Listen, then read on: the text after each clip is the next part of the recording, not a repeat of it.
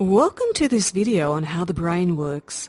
Its purpose is to give you an understanding of how brain cells connect to form neural pathways that govern all our thoughts, actions and behaviours. Your brain is made up of many tiny brain cells that are often referred to as neurons. Your brain has about 100 billion neurons. To give you an idea of its size, if every brain cell or neuron was to equal 1 second, then the number of neurons you will have would equal 8 years and 3 months. This massive amount of neurons gives everyone the opportunity to achieve extraordinary things. The trick is understanding how the brain works so that you can leverage this power to ensure that everybody lives up to their true potential. This is what a neuron looks like. There are many different types of neurons which do different things. For example, some look after breathing, others chewing food, walking, learning a language, or playing a computer game. These are just a few examples. Everything that you do stems from your brain cells or neurons forming connections with each other. Let's now have a look at how neurons work so that you can harness their inbuilt power. All neurons have a cell body which includes a nucleus.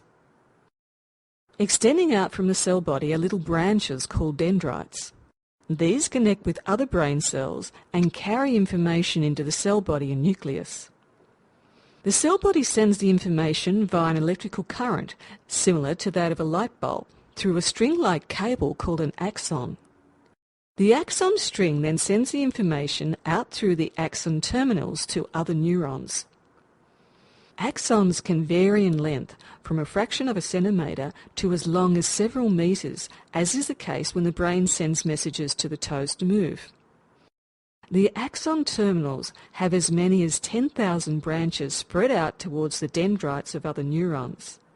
When an electrical impulse reaches an axon terminal, it communicates across a tiny gap called a synapse. This is referred to as synaptic firing. This is how brain cells or neurons communicate with one another. Basically what happens is, say for example when a child learns to walk, a group of neurons team up together by communicating with one another by synaptic firing.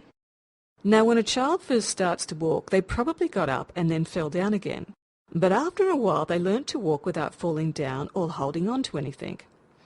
What was happening in the brain was that a group of neurons joined together to form a team that then became responsible for the child's walking.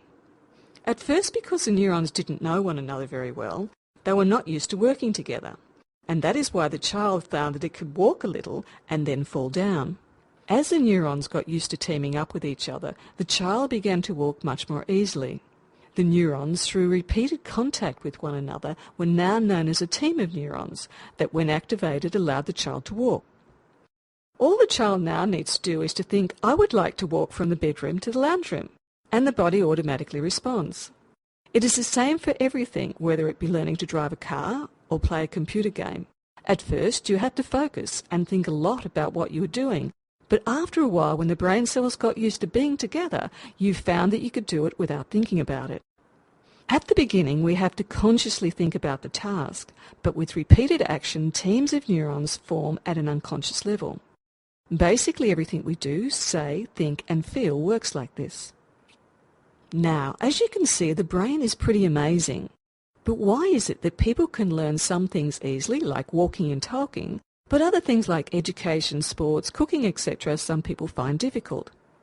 You might be asking, do some brains lack the ability and the potential of other brains? Do some people have smarter brains than others? Well, the answer is no, they don't. All brains, unless they have been physically damaged in some way, have the potential to achieve extraordinary things. All we need to do is to learn how to make it work for us. Now comes the interesting part. Every thought that we have is linked to a group of neurons, forming a connection. So let's say, for example, someone has a thought that says that they can't do maths or art. Unfortunately, the brain doesn't say, that's a silly thought. It just takes on every thought as being true. So if somebody thinks they can't do something, a group of neurons is going to form which will prevent that person from being able to perform that task. Henry Ford said it best in his famous quotation, whether you think you can or you think you can't, you are right. As you're probably aware, Henry Ford was responsible for the T-model Ford, something